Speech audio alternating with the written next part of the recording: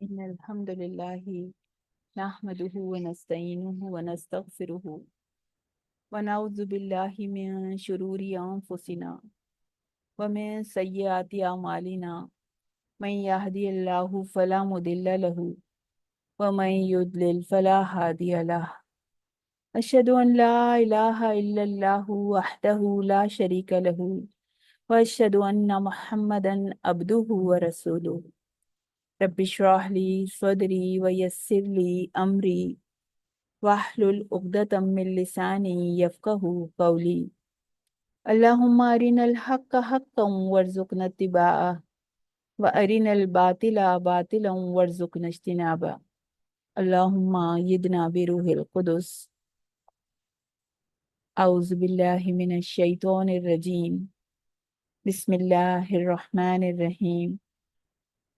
اللہ تعالیٰ اپنی ان آیات کے ذریعے سے اپنے بندوں کو پیوریفائی کرتے ہیں، نکھارتے ہیں، سنوارتے ہیں، دل کا میل دھو دیتے ہیں، نیتوں کی کھوٹ نکالتے ہیں، ایک ایک عیب آہستہ آہستہ دور کرتے چلے جاتے ہیں، ایک ایک برائی کھینچ کھینچ کے نکالتے ہیں۔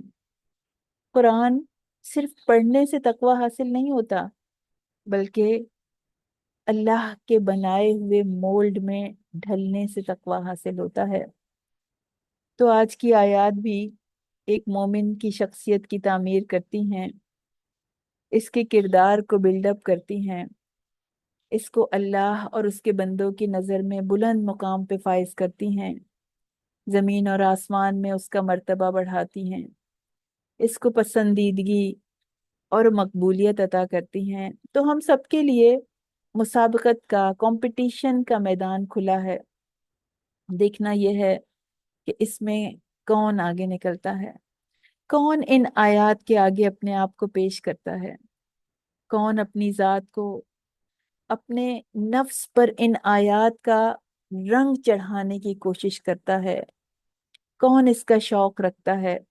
ہمارے نبی صلی اللہ علیہ وسلم تو ان آیات کا عملی نمونہ تھے، چلتا پھرتا قرآن۔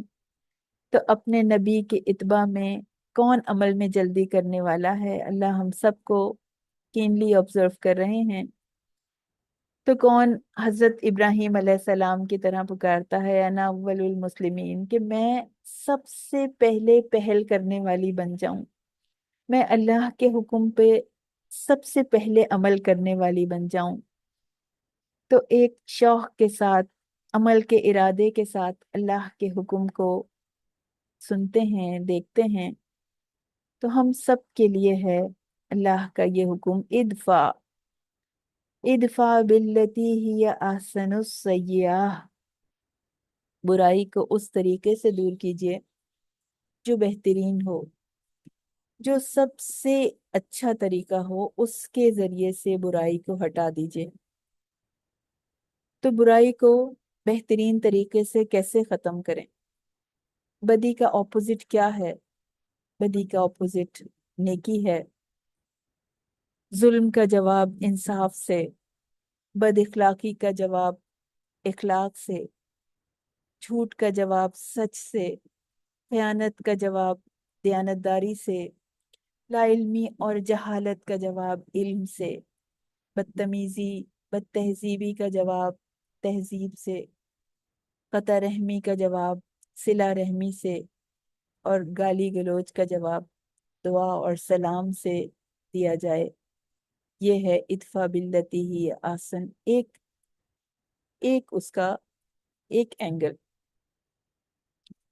اور ابن عباس رضی اللہ تعالیٰ عنہ کہتے ہیں کہ امر اللہ المسلمین، اللہ نے حکم دیا مسلمانوں کو، کس چیز کا حکم دیا؟ بالصبر عند الغضب، کہ غصے کے وقت صبر کریں، والحلم عند الجہل، اور جہالت کے مقابلے میں بردباری سے پیش آئیں، برداشت سے پیش آئیں، اور ناراض ہونے پہ معاف کر دینا۔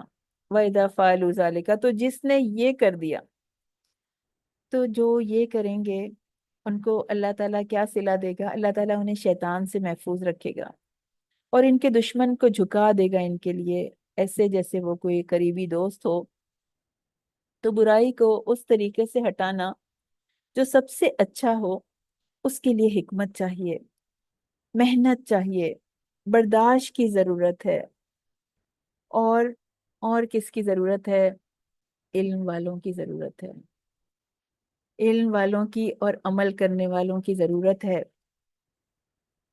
दुनिया में हमारे इर्द गिर्द इस वक्त जो मुसलमान, जो भी दीनी और इखलाकी तबाही के लिहाज से हमारे इर्द गिर्द जो इन्वायरमेंट बनाई जा रही है, तो उसका जवाब ईमान वाले कैसे देंगे? कैसे उस गुनाहों की इन्वायरमेंट को दूर करेंगे? इस तरीके को इस्तेमाल करते हुए, इदफा बिल्लती ही आसनुस सय्या के तरीके को इस्तेमाल करते हुए कैसे करेंगे इसको ईमान वाले? क्या जिम्मेदारी है हमारे रब की तरफ से हम पे?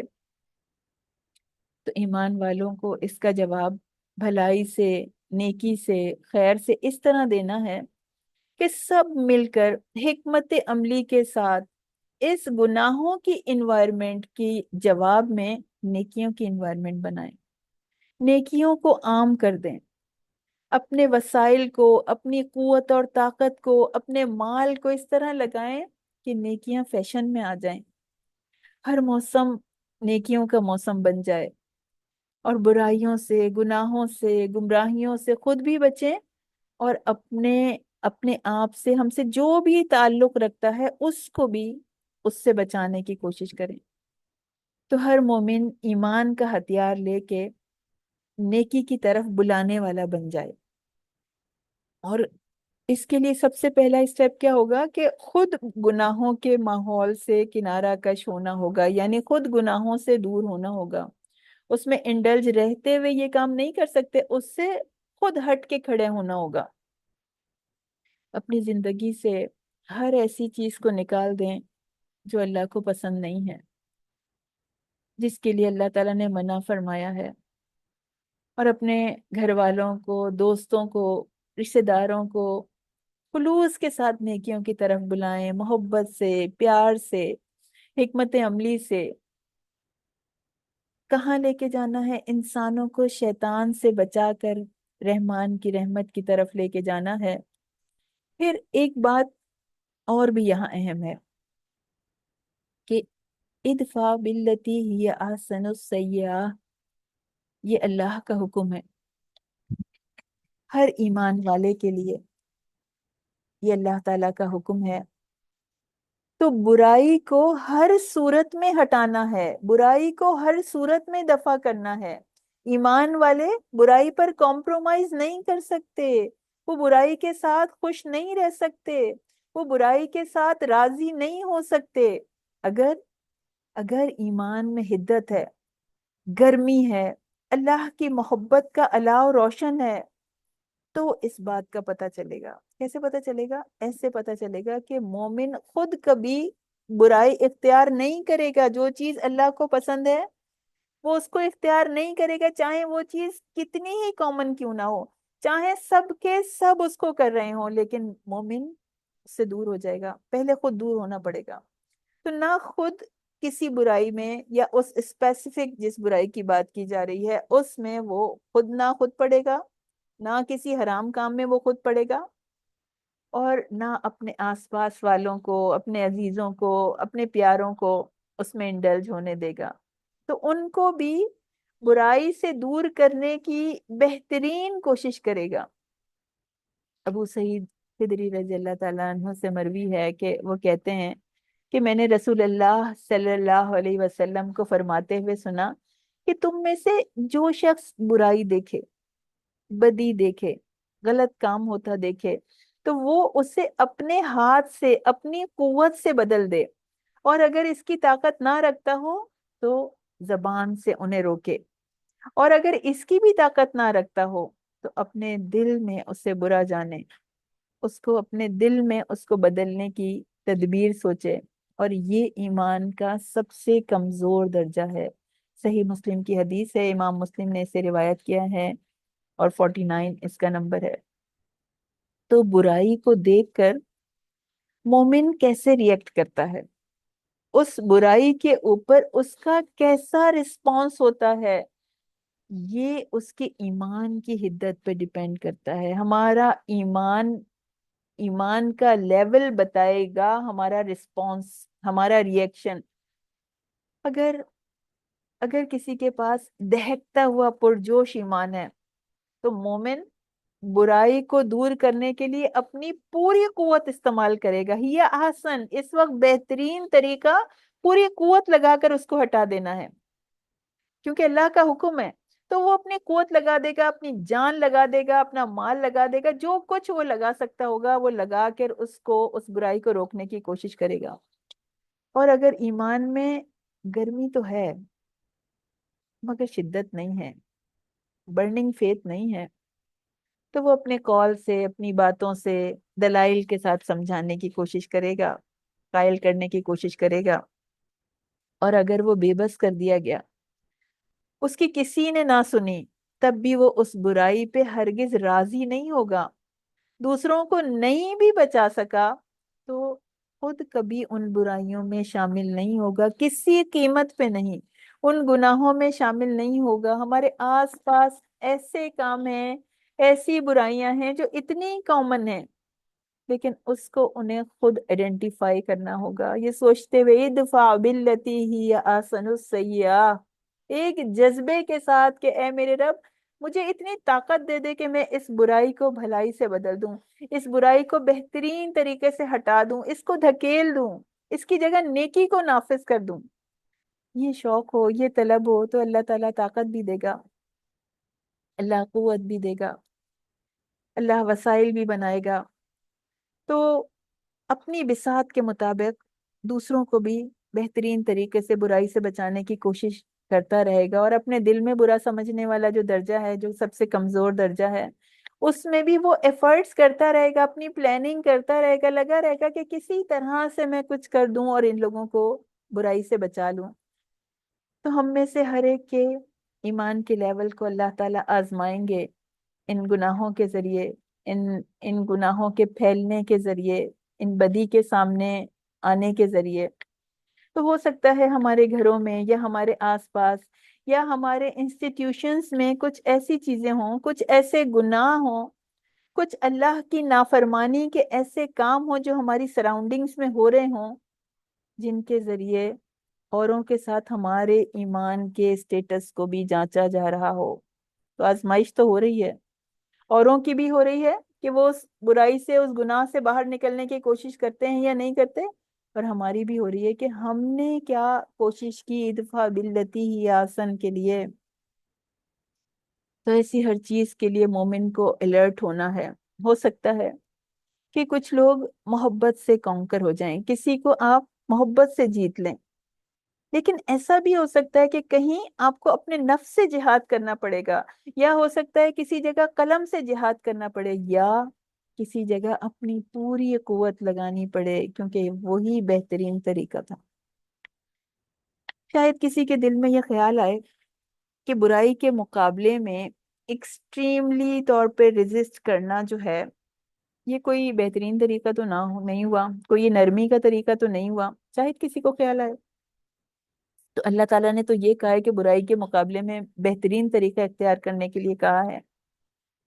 हमारे नबी सल्लल्लाहु अलैहि वसल्लम की हदीस है, अबू दाऊद में है, ये अबू दाऊद ने इसको रिवायत किया है, इस हदीस को, कि रसूलुल्लाह सल्लल्लाहु अलैहि वसल्लम ने फरमाया कि जिस शख्स ने मोहब्बत की तो अल्लाह के लिए, किसी से बुग़्ज़ रखा यानी गुस्सा किया तो अल्लाह की खातिर, किसी को दिया तो अल्लाह की रजा की खातिर, और किसी से रोक लिया, किसी को मना कर दिया तो अल्लाह के खातिर, फक़द इस्तकमल अल ईमान, तो उसने अपने ईमान को मुकम्मल कर लिया। और हज़रत आयशा रज़ी अल्लाह ताला अन्हा बयान करती हैं नबी करीम सल्लल्लाहु अलैहि वसल्लम के बारे में कि अल्लाह की कसम, रसूलुल्लाह सल्लल्लाहु अलैहि वसल्लम ने अपने साथ की गई किसी ज्यादती का इंतकाम नहीं लिया, मगर जिसने अल्लाह की हुदूद को पामाल किया, जिसने अल्लाह की हुर्मतों को तोड़ा, तो आप अल्लाह के खातिर उससे इंतकाम लेते थे। تو کسی وقت برائی کو دور کرنے کا طریقہ، بہترین طریقہ محبت کا طریقہ ہوگا. کسی وقت یہ طریقہ غصے کا بھی ہو سکتا ہے، لڑائی جھگڑے سے بھی ہو سکتا ہے کہ اللہ کے لیے لڑنا پڑے، ہو سکتا ہے اللہ کے لیے بحث مباحثہ بھی کرنا پڑے، اور ہو سکتا ہے کسی وقت حکمت سے کام لینا پڑے. کسی وقت برائی کو دور کرنے کے لیے بہترین طریقہ جہاد بھی ہو سکتا ہے، کسی کو مال دینا بھی ہو سکتا ہے. اچھا، مثال کے طور پہ آپ کے گھر میں فنکشن ہے، اور آپ کے کلوز ریلیٹیوز جو ہیں وہ آپ کو پریشرائز کرتے ہیں کہ فنکشن میں کچھ ایسی چیزیں شامل کی جائیں جو کہ بہت اٹریکٹیو ہیں، مگر اللہ تعالیٰ نے ان کو حرام قرار دیا ہے. جیسے میوزک ہے، گانا بجانا ہے، ڈانسز ہیں، مکس گیدرنگ ہے، یا کوئی اور حرام کام، اللہ کے کوئی ناپسندیدہ کام. تو اس وقت مومن کی حیثیت سے ہماری کوششیں کیا ہونی چاہیے؟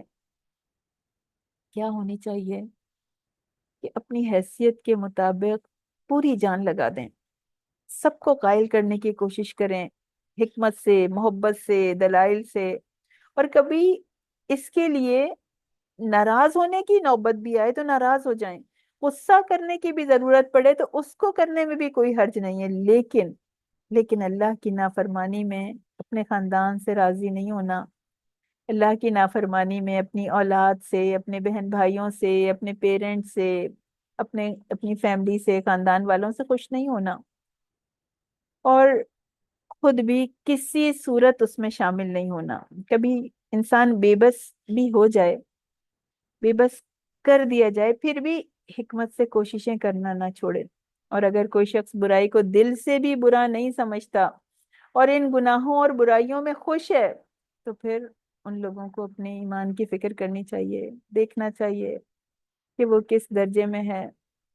ایسا تو نہیں کہ وہ ختم ہو چکا ہے، مٹ چکا ہے، اس کی آخری چنگاری بھی بجھ چکی ہے.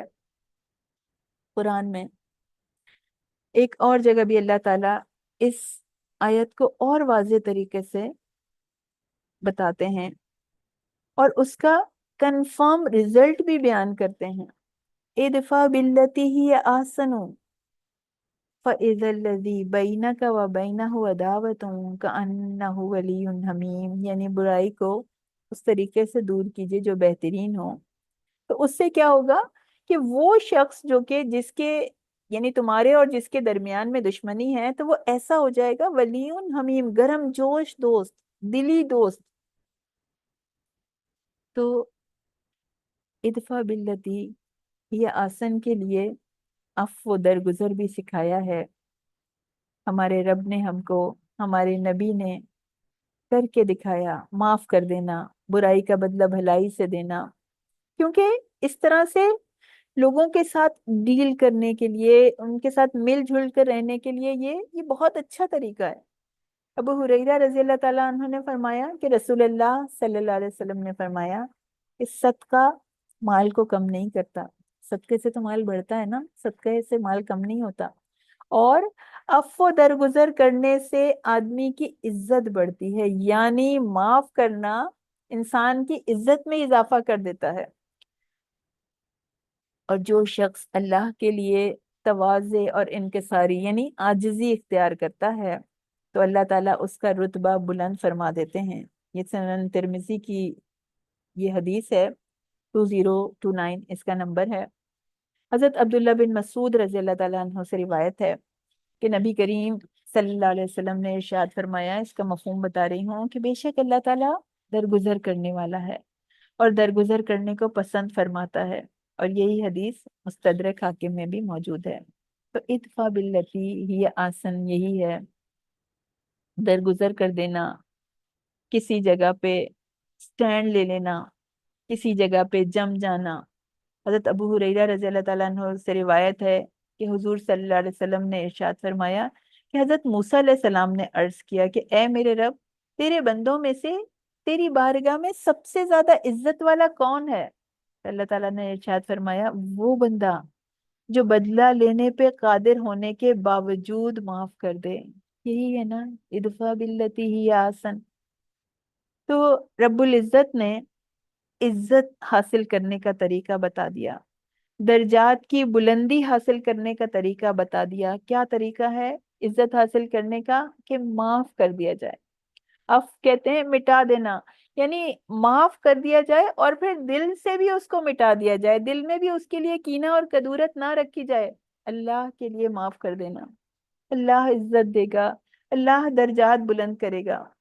حضرت ابی بن کعب رضی اللہ تعالیٰ عنہ نے کہا کہ نبی کریم صلی اللہ علیہ وسلم نے فرمایا کہ جسے یہ پسند ہو کہ اس کے لیے جنت میں محل بنایا جائے اور اس کے درجات بلند کیے جائیں، تو اسے چاہیے کہ جو اس پر ظلم کرے اسے معاف کر دے، جو اسے محروم کرے اسے عطا کر دے، جو اس سے قطع تعلق کرے اس سے ناتا جوڑے.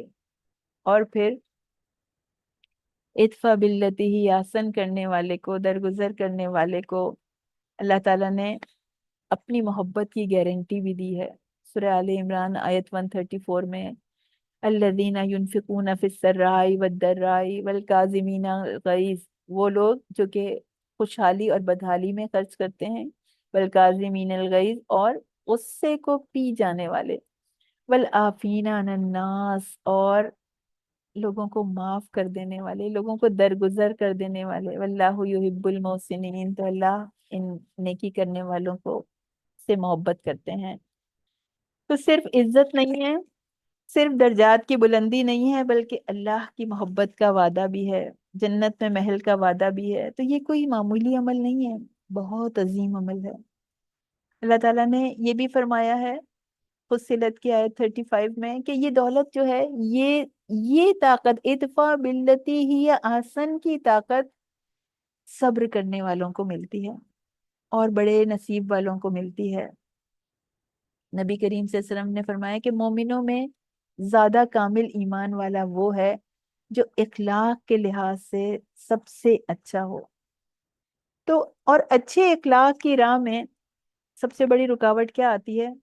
مزاج کی شدت، غصے کی تیزی.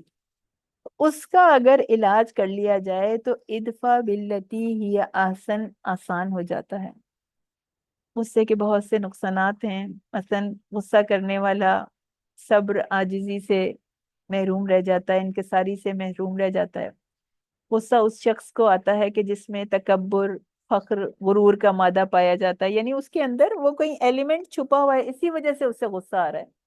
پھر غصہ غیبت کا باعث بنتا ہے، کینہ، حسد، گالی کا، دل آزاری کا باعث بنتا ہے، ایذا رسانی کا باعث، اور بھی بہت سارے گناہوں کا سبب بنتا ہے. تو آج کا پریکٹیکل ہوم ورک یہ ہے کہ غصے کو پی جانے والوں میں سے بننا ہے.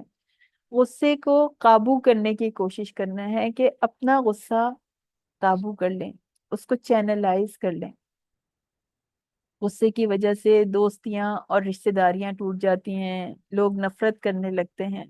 نبی کریم صلی اللہ علیہ وسلم نے یہ بھی فرمایا کہ وہ شخص بہادر نہیں ہے جو لوگوں کے اوپر فتح پا لے، بلکہ بہادر تو وہ شخص ہے جو غصے کے وقت اپنے آپ کو قابو میں رکھے.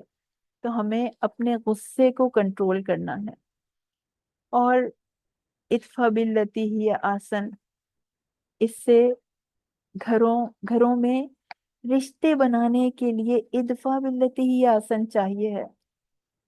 یہ خاندان نبھانے کے لیے ادفع باللتی ہی احسن چاہیے ہے. ادفع باللتی ہی احسن بہن بھائیوں کے رشتے قائم رکھنے کے لیے چاہیے ہے، میاں بیوی کے رشتے کو مضبوط کرنے کے لیے چاہیے ہے. ایک دوسرے کو معاف نہیں کرتے، دلوں میں باتیں جمع کرتے رہتے ہیں ایک دوسرے کی، اور غصے میں جو منہ میں آیا کہتے چلے جانا. اپنے آپ کو روکنا ہے، ہر بات کو منہ سے نکالنے میں جلدی نہیں کرنی، کیونکہ کتنے ہی گھر جھوٹی اناؤں سے ٹوٹ جاتے ہیں، کتنے قطع تعلق ہو جاتے ہیں، کتنے رشتے دور ہو جاتے ہیں، کتنے دل ٹوٹ جاتے ہیں. کسی نے شیئر کیا کہ مجھے ادفع باللتی ہی احسن کے لیے کسی نے مجھے ایک بات سمجھائی تھی جس پر میں ہمیشہ اس کی شکر گزار رہوں گی. تو انہوں نے کہا تھا کہ جب تمہیں کسی کی کوئی بات بری لگے، کوئی بات ناگوار لگے، کسی کی کوئی بات تمہیں غصہ دلائے، تو تم فوری طور پہ ریئیکٹ نہ کرنا، اس وقت اس بات کا جواب نہ دینا، بلکہ اگلے دن سوچنا کہ اس ریئیکشن کے لیے، یعنی اس بات کے جواب کے لیے مجھے کیا کرنا چاہیے، مجھے کیا جواب دینا چاہیے. تو وہ کہتی ہیں کہ مجھے اس وقت یہ بات اتنی سمجھ میں تو نہیں آئی، لیکن میں نے اسے کرنے کا پکا ارادہ کر لیا، اسے ذہن میں بٹھا لیا۔ پھر پھر میں نے چیلنج بنا کر اس پر عمل کرنا شروع کر دیا، پلے سے باندھ لی میں نے یہ بات۔ تو کوئی بھی غصہ دلانے والی کوئی بات کرتا تو میں اس کے جواب میں خاموش ہو جاتی، فوراً جواب نہیں دیتی، بلکہ اگلے دن پہ چھوڑ دیتی، کیونکہ غصے میں انسان کا دماغ اور اس کے حواس کام نہیں کرتے۔ اور آج سائیکالوجی بھی یہی کہتی ہے کہ انسان کے جسم میں غصہ دلانے والا جو ہارمون ہے وہ صرف 12 منٹ تک ایکٹیو رہتا ہے، بس ہمیں جو ہے وہ والا مشکل وقت جو ہے وہ گزارنا ہوتا ہے، اس کو پینے کے لیے اس وقت کوشش کرنی ہوتی ہے، ایفرٹ کرنا ہوتا ہے۔ تو کہتی ہیں اگلے دن مجھے ریئلائز ہو جاتا کہ وہ جو بات مجھ سے کہی گئی تھی جس پہ مجھے غصہ آ رہا تھا، وہ بات بہت ہی بیکار بات تھی، بہت بیس لیس بات تھی، بہت فضول بات تھی، اور مجھے اپنی ذہنی صلاحیتوں کو اتنی فضول بات کا جواب سوچنے کے لیے ضائع نہیں کرنا چاہیے۔ اچھا کیا جو میں نے اس وقت اس بات کا جواب نہیں دیا، کیونکہ یہ بات تو جواب دینے کے قابل ہی نہیں تھی۔ پھر قرآن کی اس آیت نے کہتی ہیں کہ مجھے سمجھا دیا کہ اس بات کے اگینسٹ میری بہترین اسٹریٹجی کیا ہونی چاہیے۔ غصے کے لمحے میں جب انسان خاموش رہتا ہے تو یہ خاموش رہنا اس کو بہت سی حکمتیں سکھا دیتا ہے، لوگوں کو پرکھنے کا گر سکھا دیتا ہے، ان سے اچھی طرح ڈیل کرنے کی تدبیر بتا دیتا ہے، اور اللہ کی دی ہوئی عزت، اللہ کی محبت وہ بہترین انعام ہے جس کے لیے دنیا کا انسان تھوڑا سا نقصان تو برداشت کر سکتا ہے، خوشی خوشی برداشت کر لے گا، کہ دنیا کے تھوڑے سے نقصان کے بدلے میں اللہ کی محبت مل جائے، اللہ کی عزت مل جائے، انسان کسی کو معاف کر دے اور اللہ تعالیٰ اس کو بلند مرتبے پہ فائز کر دے، بلند درجات دے دے۔ اللہ تعالیٰ جس کو اللہ عزت دے گا کیا بلندی ہوگی اس کی۔ تو ادفع باللتی ہی احسن سے معاملات سدھرتے ہیں، بگڑتے نہیں ہیں، بگڑے کام بن جاتے ہیں، زندگیاں خوشیوں سے بھر جاتی ہیں۔ ایسے رشتے جن میں آپس میں کمی حقیقی محبت دیکھنے میں آتی ہے، ادفع باللتی ہی احسن سے ان میں بھی خوبصورت بانڈنگ بن جاتی ہے، مثالی تعلق بن جاتا ہے۔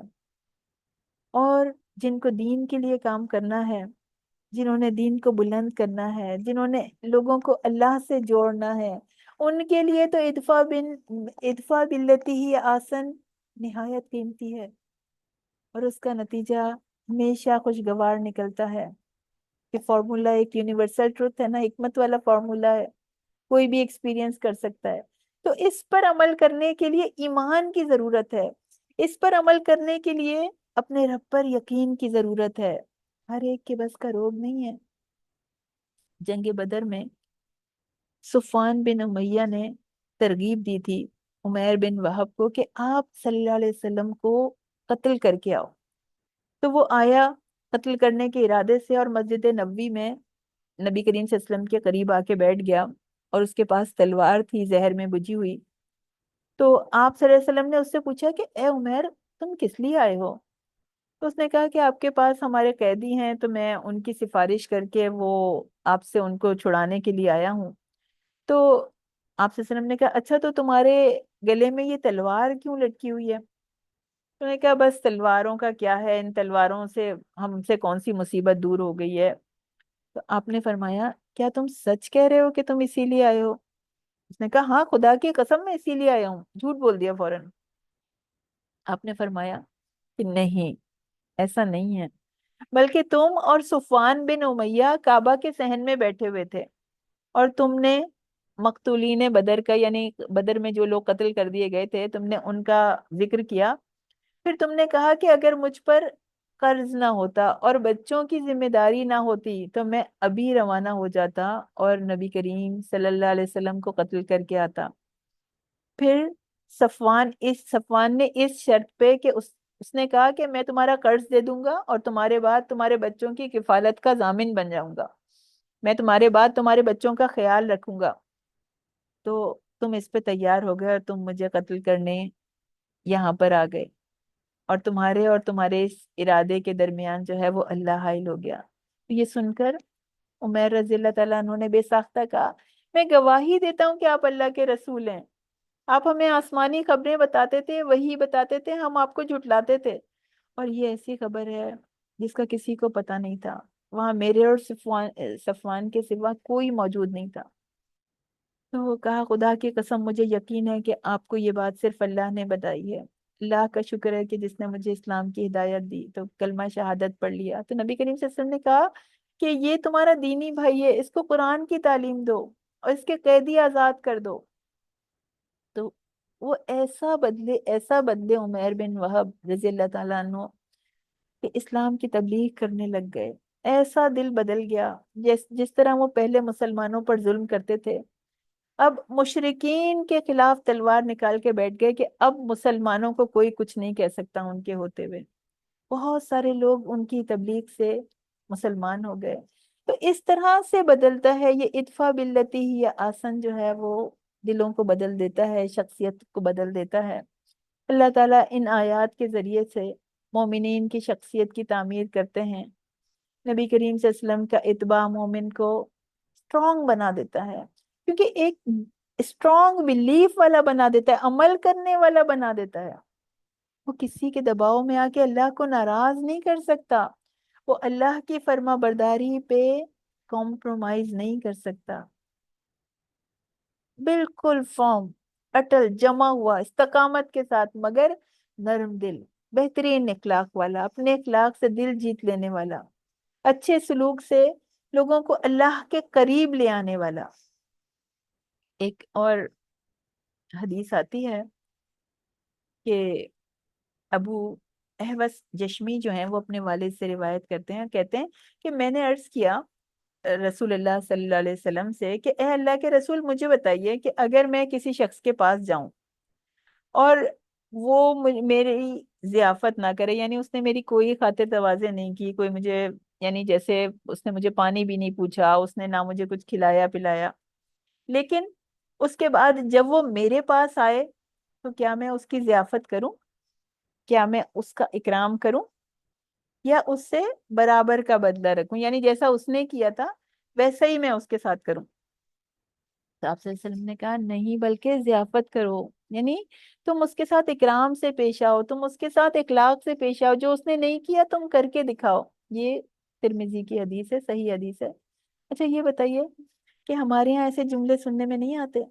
ہمارے یہاں کتنے لوگ دلوں میں ایسی باتیں لے کے بیٹھے ہوتے ہیں نا، کہ ہم گئے، ہم اتنی دور سے آئے اور ہم تو ایسے ایسے فلانی مبارکباد دینے کے لیے گئے تھے اور ہمیں کھانے تک کا نہیں پوچھا، ہمارا کوئی اکرام نہیں کیا، یا یہ کہ کھانا لائے بھی تو یہ ایسا اور ایسا کھانا ہمارے سامنے لا کے رکھ دیا، یا ایسی چیز کی تو بالکل، ایسی چیز نے تو ہماری بالکل انسلٹ ہی کر دی۔ تو یہ لوگ اپنے آپ کو کہتے ہیں کہ بھئی اس طرح کی باتیں کرنا کہ انہوں نے ایسے کیوں کیا ہمارے پاس، اور پھر وہ اس بات کو دل میں رکھ کے بیٹھ گئے کہ ہم تو اب ان کے گھر جائیں گے ہی نہیں۔ تو کیا ہم کسی کی بد اخلاقی کا جواب بہترین اخلاق کے ذریعے نہیں دے سکتے؟ کسی نے کھانا نہیں کھلایا، اس کی دعوت کر دیں، اس کا اکرام کر دیں، کسی کو تحائف دے دیں، بندوں کے لیے نہیں، اللہ کی نظر میں مرتبہ پانے کے لیے۔ کیا یہ کوئی بہت مشکل کام ہے؟ کیا جس کام کے لیے اللہ تعالیٰ ہمیں دنیا اور آخرت میں عزت دے رہے ہیں، بلند درجات کا وعدہ کر رہے ہیں، بدلے میں اپنی محبت دے رہے ہیں، تو اتنا سب کچھ پانے کے لیے تھوڑی سی ناگواری کو برداشت کر لینا، تھوڑا سا غصہ پی جانا، تھوڑا سا ضبط کر لینا، معاف کر دینا، کیا یہ کوئی بڑی بات ہے؟ اللہ تعالیٰ کہتے ہیں نحن عالم بما یصفون، جو یہ لوگ جو بدتمیزیاں کر رہے ہیں، جو ان کے طریقے ہیں، ہم ان سے اچھی طرح واقف ہیں۔ اللہ تعالیٰ ہر ایک کو اس کے عمل کے مطابق بدلہ دیتا ہے۔ جو دلوں میں کفر رکھتے ہیں، کینہ رکھتے ہیں، اللہ یا تو ان کے دل پگھلا دے گا، ان کو بدل دے گا، یا پھر ان سے خود بدلہ لے گا، خود نبٹ لے گا۔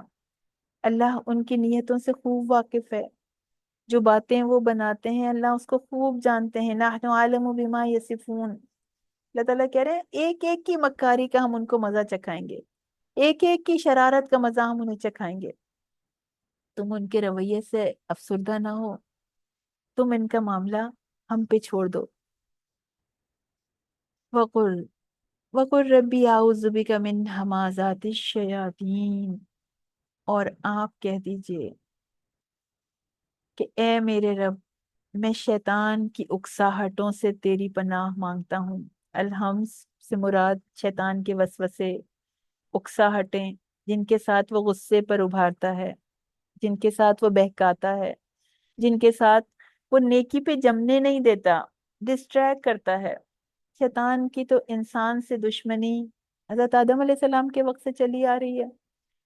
تو اللہ تعالیٰ نے اپنے بندوں کے ایمان کو ٹیسٹ کرنے کے لیے اور انہیں ایمان پر مضبوطی سے جمع دینے کے لیے شیطان کو انسان کے دل میں وسوسہ ڈالنے کی قوت دے دی، اور اس قوت کے بل پہ شیطان نے انسان کو بھٹکانے کے لیے بس اپنی ساری قوتیں، پوری فوجوں کی فوجیں لگا دیں اس نے، اور اللہ کو چیلنج کر دیا، چیلنج کر دیا کہ وہ انسان کو اللہ کا نافرمان بنا کے چھوڑے گا۔ تو اللہ تعالیٰ نے اپنے بندوں کو بتا دیا، سمجھا دیا کہ یہ ان کا کھلا دشمن ہے، عدو مبین ہے۔ سورہ اعراف آیت 27 آتی ہے، اے اولاد آدم دیکھو کہیں ایسا نہ ہو کہ شیطان تمہیں اس طرح بہکا دے جس طرح تمہارے ماں باپ کو بہکا کر جنت سے نکلوا دیا تھا۔ اس لیے کہ یہ شیطان اور اس کی فوجیں انسان کو وہاں سے دیکھتی ہیں جہاں سے تم اسے نہیں دیکھتے، یعنی ایسے ٹارگٹ پہ رکھے ہوتے ہیں یہ شیاطین انسانوں کو، ان کے انسانوں کے معاملے میں یہ اتنا الرٹ ہوتے ہیں، ایسا محسوس ہوتا ہے، ایسے تصور میں آتا ہے جیسے جیسے کوئی جو گن ہوتی ہے اس میں جو ایک ایک دوربین لگی ہوتی ہے اور اس میں ایک پلس کا نشان بنا ہوا ہوتا ہے، تو وہ رکھے بیٹھے ہوئے ہیں اور وہ اس سے ٹارگٹ کر رہے ہیں کہ بس کسی طرح سے میں ان کو پھنسا لوں، کسی طرح سے یہ انسان ہمارے قابو میں آ جائیں، ان کو کسی بھی طرح بھلا حاصل نہ ہو۔ یہ ان کی ٹیم، ان شیاطین کی ٹیم ہر وقت پلاننگ کرتی ہے، ٹیم ورک کے ساتھ یہ کام کرتے ہیں اور ایکسپرٹیز کے ساتھ کام کرتے ہیں۔ ڈفرینٹ فیلڈ میں بہکانے والوں کی ایکسپرٹیز انہیں حاصل ہے، وہ جس فیلڈ میں جو زیادہ مہارت رکھتا ہے اس کو اس فیلڈ میں بہکانے کی ذمہ داری دی جاتی ہے۔ ان کا بس نہیں چلتا کہ رحمان کے بندوں کو یہ کچا چبا جائیں۔ اللہ تعالیٰ خبردار کرتے ہیں کہ یاد رکھو جو لوگ ایمان نہیں رکھتے ان کے رفیق، ان کے مددگار یہ شیاطین ہوتے ہیں۔ تو انسان اگر ایمان پر ہو تو اس کے مددگار کون ہوتے ہیں؟ فرشتے، فرشتے اس کے مددگار ہوتے ہیں۔ تو it's up to you, it's up to us, اب ہمارے اوپر ہے کہ ہم فرشتوں کو اپنا ساتھی بناتے ہیں یا شیاطین کو اپنا ساتھی بناتے ہیں۔ تو اللہ تعالیٰ نے شیطان پہ بھی واضح کر کے کر دیا ہے، اس کو بالکل کلیئرلی اس کو بتا دیا کہ تم اپنی تمام کوششیں کر کے دیکھ لو، تم میرے مخلص بندے تمہاری پیروی نہیں کریں گے، وہ تمہارے دھوکے میں نہیں آئیں گے۔ اور اس کے بعد اس رب نے اپنے بندوں کو ان شیاطین سے بچنے کے لیے شیلڈ بھی دے دی، دعا بھی سکھا دی، ربی اعوذ بک من ہمازات الشیاطین، کہ سکھایا کہ تم کہو اے میرے رب میں شیطان کے وسوسوں سے آپ کی پناہ لیتا ہوں، آپ کی پناہ مانگتا ہوں۔ وَأَعُوذُ بِكَ ربی وَقُلْ ربی اعوذ بک من ہمازات الشیاطین، اور یہ کہ یہ بھی تو کہ اے میرے رب اعوذ بک میں پناہ مانگتا ہوں آپ سے، من ہمازات الشیاطین، شیاطین کی اکساہٹوں سے آپ کی پناہ مانگتا ہوں۔ بہت اہم دعا ہے، ہر مسلمان کو ازبر ہونی چاہیے۔ اپنے اصل میں شیطان جو ہے وہ عدو مبین ہے نا، دشمن ہے انسان کا، کھلا دشمن، تو اس کو لائٹلی نہیں لینا چاہیے۔ ہمارے رب نے بار بار خبردار کیا ہے ہمیں اس عدو مبین کے بارے میں، تو اس سے بچنے کے لیے اس دعا کو بار بار مانگنا ہے۔ اللہ تعالیٰ ان شیاطین سے محفوظ کر دے گا، مگر کب کرے گا؟ جب ہم الرٹ ہوں گے، جب ہم مانگیں گے اللہ تعالیٰ سے۔ غفلت کا شکار لوگ آسانی سے شیاطین کے جھانسے میں پھنس جاتے ہیں، ان کا ترنے والا بن جاتے ہیں۔ تو رحمان کے بندوں کے لیے یہ دعا بہت اہم ہے۔ اللہ کی مدد اس کے ذریعے سے آتی ہے۔ جو نہیں مانگے گا وہ محروم رہ جائے گا، نیکیاں کرنے کی انرجی اپنے اندر نہیں پائے گا، دشمن کی چال بازیوں میں پھنس جائے گا۔ تو انسان نیکی کرنے کا ارادہ کرے تو یہ دعا مانگے، ادفع باللتی ہی آسن۔ یہ ذمہ داری دی ہے نا اللہ نے ہمیں، برائی کا جواب نیکی سے دینا آسان نہیں ہے۔ اللہ تعالیٰ نے کہا ہے نا کہ مومن سے کہ برائی کو بہترین طریقے سے بدلو، حکم دیا ہے، تو اس کے لیے کیا چاہیے؟ ہمت، استقامت، اور اگینسٹ دا فلو چلنے کی طاقت چاہیے۔ گناہوں کی انوائرمنٹ میں نیکیوں کے ساتھ جم جانا آسان نہیں ہے۔ شیاطین کی فورسز ان لوگوں کو راستے سے ہٹانے میں لگ جاتی ہیں جو جم جاتے ہیں استقامت کے ساتھ۔ تو نیکیوں پہ جمنے کے لیے، برائیوں کو اچھائیوں میں بدلنے کے لیے ہمیں اپنے رب کی سپورٹ چاہیے، اور وہ سپورٹ جو ہے وہ ہمیں اس دعا سے ملے گی۔ تو وہ اپنے رب کو پکارتے ہیں کہ اے میرے رب، میں صرف شیاطین کے حملوں سے ہی تیری پناہ نہیں مانگتا، بلکہ وَأَعُوذُ بِكَ رَبِّ أَن يَحْضُرُونِ، بلکہ اے میرے رب میں اس سے بھی تیری پناہ مانگتا ہوں کہ وہ میرے پاس آ جائیں، وہ میرے پاس حاضر ہو جائیں، وہ میرے پاس موجود ہوں۔ تو مجھے اپنی ایسی پناہ دے دے، ایسی مضبوط پناہ میں مجھے رکھ لے کہ وہ میری نیکیوں کو برباد کرنے کے لیے میرے پاس ہی نہ آ سکے۔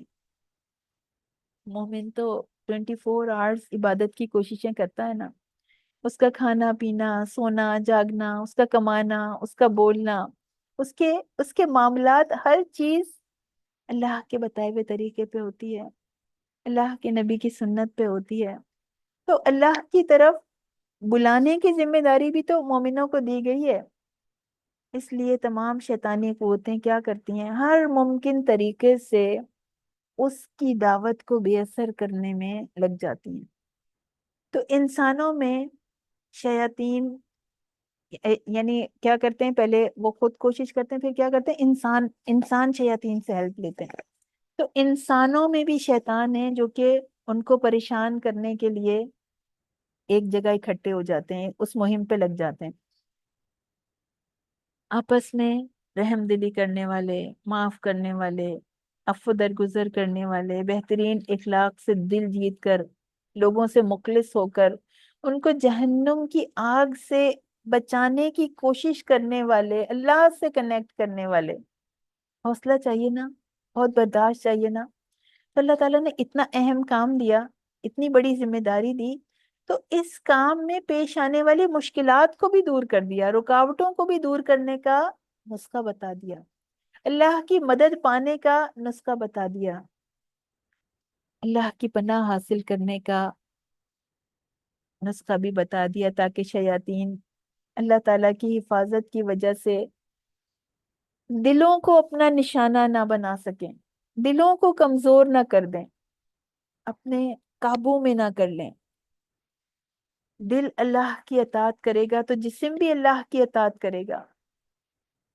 شیطان وسوسہ اندازی کر کے انسان کے دل کو اللہ کے ذکر سے دور کر دیتے ہیں۔ حدیث میں آتا ہے کہ آپ صلی اللہ علیہ وسلم شیطان کے وسوسے سے اور دخل اندازی سے پناہ مانگا کرتے تھے۔ مسند امام احمد کی حدیث ہے، 3828 اس کا نمبر ہے۔ تو اللہ تعالیٰ کی پناہ میں آ جانے کے بعد شیاطین کے حملے کامیاب نہیں ہو سکتے۔ وہ دل جو اللہ کی یاد میں مصروف رہتے ہیں، شیطانی قوتیں ان پر اثر انداز نہیں ہوتی۔ تو ادفع باللتی ہی احسن کی صفت کو اپنا لیں گے اگر مسلمان، تو شیاطین کے تو سارے منصوبے خاک میں مل جائیں گے نا۔ تو اگر اللہ کی مدد نہ ہو، اگر اس کا سہارا نہ ہو، تو ان شیاطین سے بچنا آسان نہیں ہے۔ این یحضرونی، اصل میں این یحضرونی نون یہ زد نی اس کے بعد تھا، تو ان کے ساتھ یحضرونی کا نون گر جاتا ہے تو یا کو حذف کر کے نون کا کسرہ باقی رکھا گیا ہے متکلم کی میننگ دینے کے لیے۔ تو اللہ تعالیٰ اپنے مومن بندوں کی راہ میں پیش آنے والی ہر رکاوٹ، ہر مشکل، ہر پریشانی سے واقف ہے۔ وہ جانتا ہے کہ یہ شیاطین اس کے بندوں کو آگ کی طرف بلاتے ہیں، جہنم کی طرف بلاتے ہیں، اللہ کے غضب کی طرف بلاتے ہیں۔ ان کا ٹھکانہ جہنم ہے۔ یہ شیاطین اصحاب السعیر ہیں۔ ان کی پوری کوشش ہے کہ ہر ایک کو گھسیٹ کر اپنے ٹھکانے پہ لے جائیں، جہنم کی طرف لے چلیں۔ اس لیے اللہ تعالیٰ نے اپنے ماننے والوں کو کہا کہ تاکید سے کہا کہ ان سے پناہ مانگو، اپنے رب کی پناہ میں آ جاؤ، کیونکہ ان شیاطین سے مقابلہ کرنا انسان کے بس کی بات نہیں ہے۔ یہاں کوئی تدبیر کام نہیں آتی، نہ ہی یہ شیطان کسی نیکی یا احسان سے دوست بن جاتے ہیں یا نرم پڑ جاتے ہیں، نہیں، کیونکہ انہوں نے تو دشمنی کی قسم کھا رکھی ہے نا۔ اس لیے اس بے پناہ قدرت رکھنے والے رب کی پناہ میں آ جانا چاہیے، اس رب کی جس کے قبضے میں کائنات کی ہر چیز ہے، نیک ہو یا بد ہو، ہر چیز، ہر ایک اس کے قابو میں ہے، ہر معاملہ اس کے ہاتھ میں ہے۔ اور برے لوگوں کی صحبت سے بچنے کے لیے بھی یہ دعا بہت کارگر ہے، کیونکہ یہ بھی تو شیاطین کے ساتھی ہوتے ہیں نا، برے لوگ بھی۔ اور غصے کی زیادتی شیطان کی شدت کی طرف سے ہوتی ہے، یہ بھی شیاطین اس میں بھی انوالو ہوتے ہیں۔ تو شیاطین کیا کرتے ہیں؟ اکسا کر غصہ دلاتے ہیں تاکہ غصے میں یہ اپنا مقصد بھول جائیں، یہ کچھ ایسا کر ڈالیں جس سے وہ اللہ کی مدد کھو دیں۔ تو اس آیت میں غصے سے بھی پناہ مانگی گئی ہے، یعنی ایسا غصہ جو انسان کو اللہ سے دور نہ کر دے۔ شیطان غصے کو بھڑکاتے ہیں، یہ آگ کی چنگاری ہے نا غصہ، جس سے شعلے بھڑکنے لگتے ہیں۔ تو اس کا واحد حل کیا ہے کہ اسے بجھا دیا جائے تاکہ شر اور فساد ختم ہو جائے۔ ایک صحابی نے رسول اللہ صلی اللہ علیہ وسلم سے کہا تھا کہ آپ مجھے کچھ نصیحت فرمائیے، تو آپ نے کہا تھا لا تغضب، غصہ نہ کیا کر، غضب نہ کیا کر۔ تو آپ نے کئی دفعہ یہ الفاظ فرمائے۔ تو وہ صحابی کہتے ہیں کہ میں نے دل میں غور کیا تو مجھے ایسا لگا کہ یہ غصہ جو ہے یہ تمام برائیوں کی جڑ ہے، انسان غصے کے ذریعے شیطان کے قابو میں چلا جاتا ہے۔ رسول اللہ صلی اللہ علیہ وسلم کے سامنے دو صحابیوں میں کچھ باتیں ہوئیں، تو ان میں سے ایک صاحب کو اتنا غصہ آیا کہ وہ ان کا چہرہ غصے سے لال ہو گیا اور رگیں پھول گئیں۔ تو حضرت صلی اللہ علیہ وسلم نے ان کی طرف آنکھ اٹھا کے دیکھا اور فرمایا کہ مجھے ایک ایسا کلمہ پتا ہے کہ اگر وہ اس کو کہہ لے تو اس کا غصہ جاتا رہے، اور وہ ہے اعوذ باللہ من الشیطان الرجیم، تاکہ وہ شیاطین کے قبضے سے نکل آئے۔ لوگوں نے ان سے کہا کہ تم سن نہیں رہے کہ نبی کریم صلی اللہ علیہ وسلم کیا فرما رہے ہیں؟ تو وہ کہنے لگا میں کوئی پاگل نہیں ہوں۔ مطلب اس نے اس بات کو لائٹلی لیا، اس نے اس بات کو نہیں سمجھا کہ میں پاگل نہیں ہوں جو مجھے یہ بتا رہے ہیں، میں غصے میں آیا ہوا ہوں، نہیں مانا وہ بات۔ تو ان شیاطین کے پاس آنے کی وجہ، ان شیاطین کے حاضر ہونے کی وجہ سے انسان غصے میں آ جاتا ہے یا کوئی ایسا کام کر بیٹھتا ہے جو اللہ کو پسند نہیں۔ تو این یحضرونی، یعنی میں پناہ مانگتا ہوں کہ شیطان میرے کاموں میں، میرے معاملات میں میرے ساتھ بھی آئے، اس چیز سے میں پناہ مانگتا ہوں۔ کیونکہ جب شیاطین انسان کے پاس حاضر ہوتے ہیں تو وہ شر اور گناہ کو دلوں میں انکلکیٹ کرنے کی ہر ممکن کوشش کرتے ہیں۔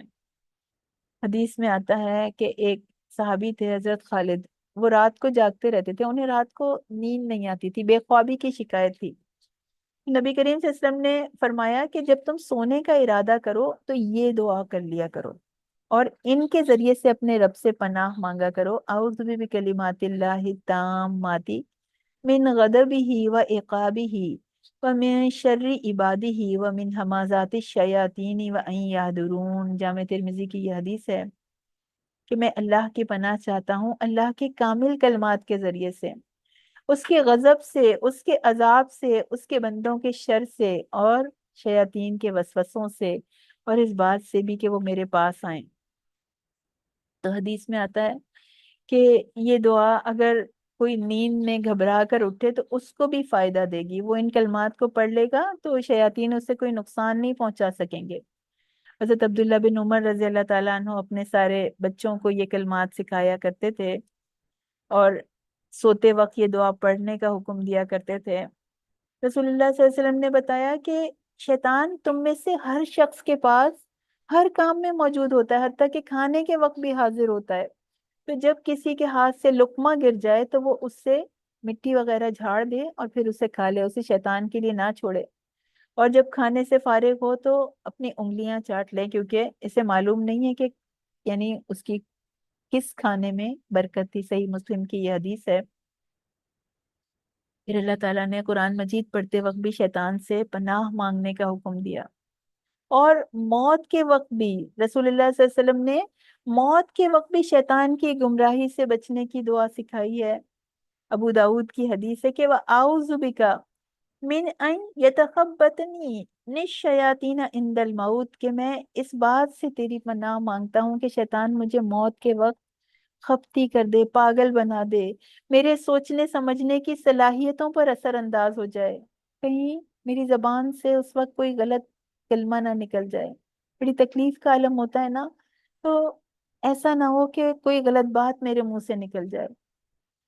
تو کسی خاص وقت میں نہیں بلکہ ہر وقت، واعوذ بک ربی ان یحضرون، تیری پناہ چاہتا ہوں کہ کسی وقت بھی وہ میرے پاس نہ آئے، کسی وقت بھی وہ میرے پاس حاضر نہ ہو۔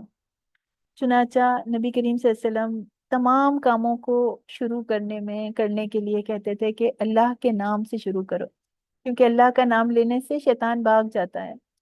تو کھانے پینے، سونے جاگنے، ہر کام کی ابتدا اللہ کا نام لے کے کرنے کا حکم دیا، اور رات کو اللہ کا نام لے کے سونے کا حکم دیا، اور کہا وَأَغْلِقُوا الْأَبْوَابَ، دروازے بند کر لو، وَاذْكُرُوا اسْمَ اللَّهِ، اور ان پر اللہ کا نام لے لو، یعنی اللہ کا نام لے کے دروازے بند کر لو، کیونکہ شیطان بند دروازے کو نہیں کھول سکتا۔ جو دروازہ اللہ کے نام سے بند ہوا ہو تو اس کو شیطان نہیں کھول سکتا، اور آپ کو اپنی کسی چیز کی حفاظت کرنی ہے، کسی کے شر سے بچانا ہے، تو اس کو اللہ کا نام لے کے بند کیجئے، اس دروازے کو، اس چیز کو جہاں آپ اپنی کسی چیز کو حفاظت سے رکھتی ہیں۔ پھر اللہ کے نام سے اپنے مشکیزوں کے منہ باندھ دو، اللہ کے نام سے اپنے برتنوں کو ڈھانپ دو، اور اپنے چراغ سونے سے پہلے بجھا دیا کرو۔ بخاری کی یہ حدیث ہے۔ پھر فرمایا حتی اذا جاء الموت قال رب ارجعون، یہاں تک کہ جب ان میں سے کسی کے پاس موت آتی ہے تو کہتا ہے کہ اے میرے رب مجھے واپس بھیج دیجئے۔ حتی اذا جاء احدهم الموت، حتی کا تعلق کس سے ہے؟ مفسرین کہتے ہیں کہ بات واضح ہے، زندگی بھر دنیا میں مصروف رہے، یا تو سرے سے ہی اللہ کا انکار کر دیا، یا نام کے مسلمان تھے، سو کالڈ مسلم، نام نہاد مسلمان، اللہ کے طریقے کو آپشنل سمجھ کے چھوڑ دیا، زندگی میں قرآن کی آیات سے فائدہ اٹھانے کے لیے وقت نہیں مل سکا ان کو، شریعت کو مذاق سمجھا، اللہ کے احکام کو لائٹلی لیا، ادفع باللتی ہی احسن السیئہ کی ضرورت ہی محسوس نہ ہوئی، من چاہی زندگی حاصل کرنے کی کوششوں میں بس زندگی گزر گئی۔ اب کیا ہوا؟ اب ڈیتھ بیڈ تک پہنچ گئے، حتی اذا جاء احدهم الموت، موت آ گئی۔ سورہ سجدہ کی آیت ہے کہ آپ بتا دیجئے کہ اللہ تمہیں وفات دیتا ہے، بتا دیجئے یتوفاکم ملک الموت، تمہیں وفات دیتا ہے موت کا فرشتہ، یعنی اللہ کے حکم سے موت کا فرشتہ تمہیں وفات دیتا ہے جو تم پہ مقرر ہے، پھر تم اپنے رب کی طرف واپس آؤ گے۔ ملک الموت کا نام حضرت اسرائیل علیہ السلام ہے، وہ اللہ کی طرف سے روحیں قبض کرنے پر مقرر ہیں، اپنے کام میں کچھ بھی غفلت نہیں کرتے، جس کی موت کا وقت آ جاتا ہے تو وہ اس کے لیے ایک لمحے کی بھی تاخیر نہیں کی جاتی، اور وہ اپنے بندوں پہ غالب ہے، وہ تم پر نگہبان بھیجتا ہے۔ سورہ الانعام کی آیت ہے 61 62، یہاں تک کہ تم میں سے کسی کی موت آتی ہے اور ہمارے بھیجے ہوئے فرشتے اس کی روح قبض کر لیتے ہیں، اور وہ کوئی کوتاہی نہیں کرتے، پھر تم پلٹائے جاتے ہو اللہ کی طرف جو تمہارا حقیقی مالک ہے۔ سن لو کہ حکم اسی کا ہے، اور وہ بہت جلد حساب لینے والا ہے۔ تو انسان کو تو دونوں چیزوں کی آزادی دی گئی نا، کہ وہ اطاعت کرے یا نافرمانی کرے، مرضی ہے جو اس کے اوپر چھوڑ دیا گیا، اس کی ول پہ چھوڑ دیا گیا۔ لیکن اگر عقل سے کام لے تو اطاعت پہ آنا کچھ مشکل نہیں ہے۔ اب موت آ گئی، اذا جاء احدهم الموت، موت کا وہ لمحہ آن پہنچا جس سے زندگی بھر بھاگتے رہے، اور اس وقت کو، ان لمحات کو ہم میں سے ہر ایک نے فیس کرنا ہے۔ اس مشکل سے ہم سب نے گزرنا ہے، بہت سخت مرحلہ ہے۔ آج اگر ہم اس کو ویژولائز کر لیں، آج اگر ہم اس کی تیاری کر لیں، آج ہم اپنے اعمال کی اصلاح کر لیں، تو وہ وقت آسان ہو جائے گا۔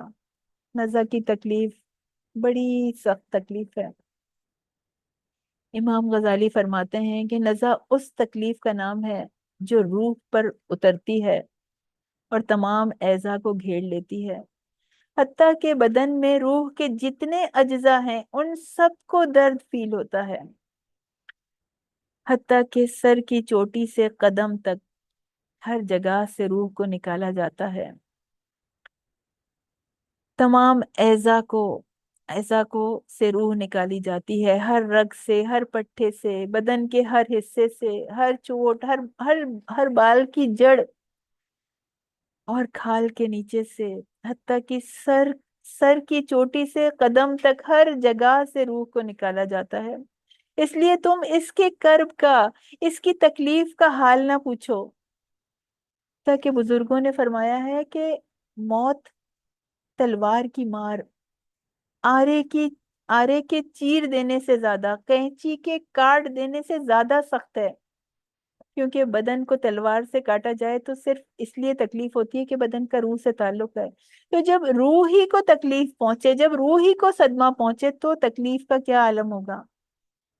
اور جب کسی شخص کو مارا جاتا ہے تو وہ مدد بھی مانگ سکتا ہے، چیخ بھی سکتا ہے، کیونکہ اس کے دل اور زبان میں طاقت ہوتی ہے، لیکن جو مرنے والا ہوتا ہے اس کی آواز، چیخ و پکار سخت تکلیف کی وجہ سے ختم ہو جاتی ہے، کیونکہ روح نکلنے کے وقت بے انتہا تکلیف ہوتی ہے، یہ دل پر سوار ہو کے پوری قوت ختم کر دیتی ہے، مرنے والے کے اعضاء کمزور پڑ جاتے ہیں، اس میں مدد مانگنے کی طاقت بھی باقی نہیں رہتی۔ ہم سب کو اس سے گزرنا ہے، اللہ تعالیٰ یہ وقت ہم سب پہ آسان کر دے۔ یہ تکلیف عقل کو ڈھانپ لیتی ہے، آسان خطا کر دیتی ہے، زبان کو بولنے سے روک دیتی ہے۔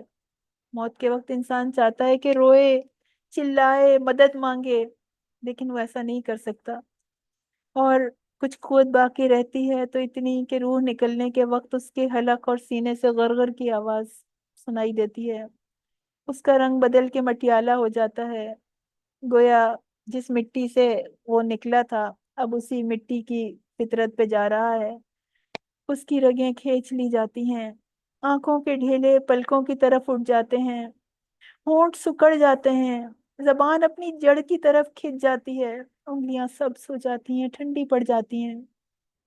تو ایسے بدن کا حال نہ پوچھو جس کی ہر رگ سے روح کھینچی جاتی ہے، ایک ایک رگ سے کھینچی جانے سے یعنی انسان کو تکلیف ہوتی ہے، تو ہر رگ سے کھینچنے میں کتنی تکلیف ہوگی۔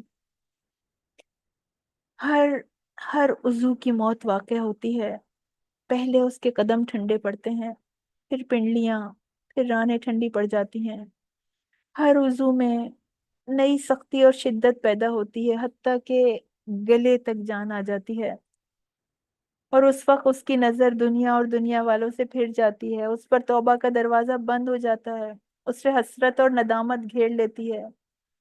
حَتَّى إِذَا جَاءَ أَحَدَهُمُ الْمَوْتُ قَالَ رَبِّ ارْجِعُونِ، جب زندگی گزارنے کا پیٹرن اللہ کی نافرمانی والا ہوتا ہے تو وہ لوگ اس وقت بھی اللہ کی مدد سے دور رکھے جاتے ہیں، نزا کے عالم میں اللہ کی مدد سے دور رکھے جاتے ہیں، اور مومن کی تو روح ایسے نکلتی ہے جیسے مشک کا بند کھول دو تو اس سے پانی نکل جائے۔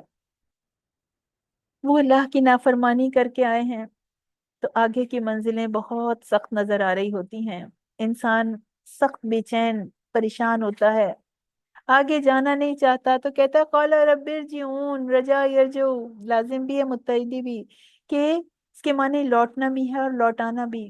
یہاں مراد لوٹانا ہے کہ مجھے واپس لوٹا دو، زندگی میں اپنی مرضی پر اڑے رہے. آیات میں نقشہ یہ پورا ہی پہلے ہی کھینچ دیا گیا تھا. آج ہر چیز سامنے آ گئی. آج رسولوں کی بتائی ہوئی حقیقتیں سامنے آ گئیں جنہیں اب تک جھٹلاتے رہے تھے. تو اب مہلت دینے کی درخواست کرتے ہیں. کہتے ہیں دنیا کی طرف واپس لوٹانے کی درخواست کرتے ہیں. اور یہ درخواست وہ موت کے وقت بھی کریں گے، قیامت کے دن بھی، آگ کو دیکھ کر بھی. کہتے ہیں ربی اے میرے رب، مخاطب واحد، ربی اے میرے رب. جبکہ ارجعونی، مجھے واپس بھیجو میں مخاطب جمع ہے.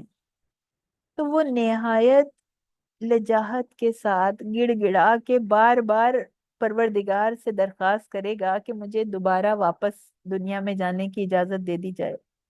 اور جمع کا صیغہ بار بار کی اجازت کی طرف بھی اشارہ اس کا ہو رہا ہے.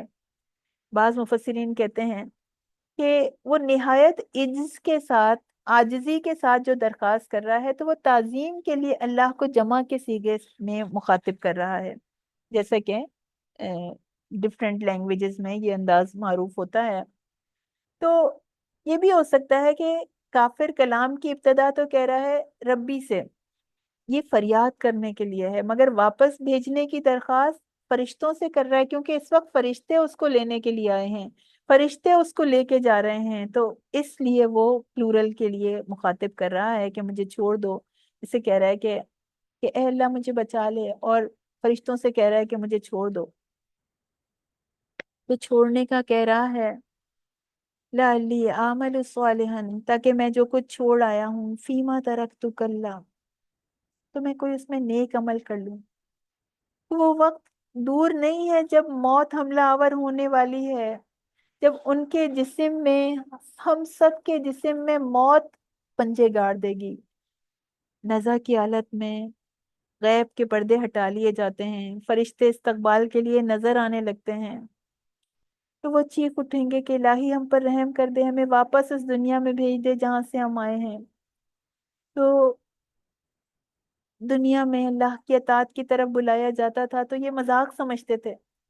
اپنے انجام کو دیکھ کر اس وقت اللہ سے گڑ گڑائیں گے، انہیں پتہ چل جائے گا آگے ان کے ساتھ کیا ہونے والا ہے. لیکن اب پچھتانے کا کوئی فائدہ نہیں ہے، اب ندامت کا کوئی فائدہ نہیں ہے. اللہ تعالیٰ سے درخواست کرتے رہیں گے بار بار کہ انہیں زندگی کی مہلت دی جائے تاکہ وہ اس کی تلافی کر لیں. سورہ منافقون میں آتا ہے کہ جو کچھ ہم نے تمہیں دے رکھا ہے اس میں سے خرچ کرو، اس سے پہلے کہ تم میں سے کسی کی موت آ جائے تو وہ کہے کہ کیوں نہ میری موت میں اور دیر کر دی، کیوں نہ اس کو مؤخر کر دیا کہ کچھ اور مدت تک، تاکہ میں صدقہ کرتا اور میں نیک لوگوں میں سے ہو جاتا. تو آج ندامت سے کوئی فرق نہیں پڑے گا، آج شرمندگی سے کوئی فرق نہیں پڑے گا. اور نبی کریم صلی اللہ علیہ وسلم نے فرمایا کہ جو اللہ سے ملاقات کو پسند کرتا ہے اللہ بھی اس سے ملاقات کرنے کو پسند کرتے ہیں، اور جو اللہ کی ملاقات کو ناپسند کرتا ہے تو اللہ بھی اس سے ملاقات کو ناپسند فرماتے ہیں. تو حضرت عائشہ نے کہا تھا کہ یا رسول اللہ، اللہ تعالیٰ سے ملاقات کا مطلب تو موت کو قبول کرنا ہے، اور ہم لوگ تو موت کو پسند نہیں کرتے. حضور صلی اللہ علیہ وسلم نے فرمایا تھا اس کا یہ مطلب نہیں ہے، بلکہ اس کا یہ مطلب ہے کہ جب مومن کو موت آتی ہے تو اسے بشارتیں دی جاتی ہیں کہ اللہ تعالیٰ تجھ سے راضی ہو گیا اور تیری عزت افزائی ہونے والی ہے. تو وہ یہ خوشخبری سن کر اپنے رب سے ملنے کی آرزو کرتا ہے اور اللہ تعالیٰ اس کی آرزو کو پورا کرتے ہیں. اور کافر کو عذاب کی خبر دی جاتی ہے تو وہ عذاب کی خبر سن کے بار بار پناہ مانگتا ہے. تو موت کا ایک جھونکا ساری اکڑ فوں نکال دیتا ہے. وَمِن وَرَائِهِمْ بَرْزَخٌ إِلَىٰ يَوْمِ يُبْعَثُونَ، ورا کا مطلب آگے بھی ہے اور پیچھے بھی ہے. یہاں دونوں معنی مراد ہیں. آگے ایک اور عالم برزخ آ رہا ہے جسے قبر کی زندگی کہا جاتا ہے، جہاں پہنچ کر دنیا والوں سے پردہ ہو جاتا ہے اور آخرت بھی سامنے نہیں آتی. تو اب تمہارے سامنے برزخ ہے، یہ اس وقت تک حائل رہے گا جب تک قیامت کا سور نہیں پھونکا جاتا، جب تک انسانوں کو زندہ کر کے نہیں اٹھایا جاتا. برزخ ہے، اوٹ ہے، رکاوٹ، پردے پر بولا جاتا ہے. تو موت سے لے کے آخرت تک کا وہ پیریڈ ہڈن ہے. اور مرنے والے کافر تمنا کرتے ہیں کہ واپس جانے کا. تو اس آیت میں بھی یہ بھی بتایا جا رہا ہے کہ انہیں وہاں جانے کا کوئی موقع نہیں دیا جائے گا، کسی کو اللہ اس کی اجازت نہیں دیں گے۔ اور یہ جو برزخ ہے، یہ انتظار کا وہ پیریڈ ہے جو دنیا کے سفر سے آخرت کی منزل تک حائل ہے۔ وَمِن وَرَائِهِمْ بَرْزَخٌ۔ قتادہ رحمت اللہ علیہ نے اس آیت کے بارے میں کہا کہ آدمی کو چاہیے کہ اپنے آپ کو اس مرنے والے کی جگہ پہ رکھ کے سوچے، اور ہمیں جانا تو ہے نا، ہمیں مرنا تو ہے نا، ہمیں عالم نزا سے گزرنا تو ہے نا، تو اس کی جگہ پہ پہنچے، جس کو موت آ گئی ہے اس کی جگہ اپنے آپ کو رکھے۔ اس نے اللہ سے مہلت مانگی، تو ابھی زندگی میں جتنی مہلت ملی ہے اس کی قدر کر لے۔ اس وقت تو مہلت نہیں ملنے کی، لیکن اس وقت جو موقع ملا ہے، اس وقت جو ٹائم ملا ہے، اس وقت جتنی سانسیں بچی ہیں، ان کو نیکیوں میں کنورٹ کر لے، ان کو صالح کاموں میں لگا دے۔ قتادہ رحمت اللہ علیہ نے فرمایا تھا کہ اللہ کی قسم، وہ جو واپس پلٹنے کی تمنا کر رہا ہے، وہ اپنے گھر والوں کی طرف جانے کی تمنا نہیں کر رہا، نہ وہ اپنے اولاد کی طرف جانے کی تمنا کر رہا ہے، بلکہ وہ اس لیے تمنا کر رہا ہے کہ واپس جا کر اللہ کی اطاعت کرے۔ تو اس وقت سے ہم فائدہ اٹھا لیں، ہم اس وقت تمنا کریں کہ ہم اللہ کی اطاعت کریں گے، ہم اللہ کی فرما برداری کریں گے، ہم ہر گناہ سے باہر آ جائیں گے، ہم ہر برائی کو چھوڑ دیں گے، ہم ہر عیب کو اپنے اندر سے نوچ کے نکال دیں گے، کیونکہ اللہ تعالیٰ کہتے ہیں انہا کلمتن ہوا قائلہا، یہ تو صرف کہنے والا ایک بات کہہ رہا ہے، اس کا حقیقت سے کوئی تعلق نہیں ہے، اس کی بات کو مانا نہیں جائے گا، اس کو بھیج دیا جائے گا، کیونکہ آگے قبر کی زندگی ہے۔ کافر کے لیے آخرت کا عذاب قبر سے ہی شروع ہو جاتا ہے، اور مومن کو، اہل ایمان کو راحت اور نعمت ملتی ہے اس زندگی میں۔ دونوں کا احادیث میں ذکر آتا ہے اور آیات میں بھی۔ اللہ تعالیٰ ہمیں یقین کرنے والوں میں سے بنا دے، اللہ تعالیٰ ہمیں عمل کرنے والوں میں سے بنا دے۔ ربنا تقبل منا انک انت السمیع العلیم وتب علینا انک انت التواب الرحیم۔ اے ہمارے رب، اے ہمارے مالک، اے غفور الرحیم رب، ہمیں ان لوگوں میں سے کر دیجئے جو برائی کا بدلہ بھلائی سے دیتے ہیں۔ اللہ ہمارے دلوں میں ایمان کا ایسا الاؤ روشن کر دیجئے کہ ہم برائیوں کے آگے ڈٹ جائیں۔ اللہ ہمیں ان لوگوں میں شامل کر دے جو عافین الناس ہیں، جو لوگوں کو کھلے دلوں سے معاف کر دیتے ہیں۔ اللہ، اے ہمارے رب، ہمیں ان لوگوں میں سے شامل کر دیں جو عفو درگزر کے ذریعے سے عزت پاتے ہیں۔ ہمیں ان لوگوں میں شامل کر دیں جو عفو درگزر کے ذریعے بلند درجات حاصل کرتے ہیں۔ ہمیں ان لوگوں میں شامل کر دیں جو عفو درگزر کے ذریعے آپ کی محبت پاتے ہیں۔ اے ہمارے مالک، اے ہمارے رب، اے غفار، ہمارے لیے نزا کے عالم کو آسان بنا دیجئے۔ ہمارے نبی صلی اللہ علیہ وسلم نے نزا کے عالم میں بار بار پکارا، یا رفیق الاعلیٰ، اللہ اس کٹھن وقت میں آپ ہمیں تنہا مت چھوڑیے گا، اللہ آپ ہمارے رفیق الاعلیٰ بن جائیے گا، ہمارے ساتھی بن جائیے گا۔ یا اللہ، جب ہم پر نزا کی کیفیت طاری ہو تو ہمارے منہ سے کلمہ شہادت لا الہ الا اللہ جاری کرا دیجیے گا۔ اللہم انی علی غمرات الموت و سکرات الموت، اے اللہ تعالی، موت کی بے ہوشیوں میں اور موت کی سختیوں میں ہماری مدد فرما دیجیے۔ یا اللہ، ہمیں قبر کی وحشت سے مانوس کر دیجیے۔ اے اللہ، برزخ کو، قبر کو جنت کے باغوں میں سے کر دیجیے۔ یا اللہ، اس عالم کو ہمارے لیے اچھا کر دیجیے۔ یا اللہ، سبحان ربک رب العزت عما یصفون وسلام علی المرسلین والحمد للہ رب العالمین۔ السلام علیکم ورحمۃ اللہ وبرکاتہ۔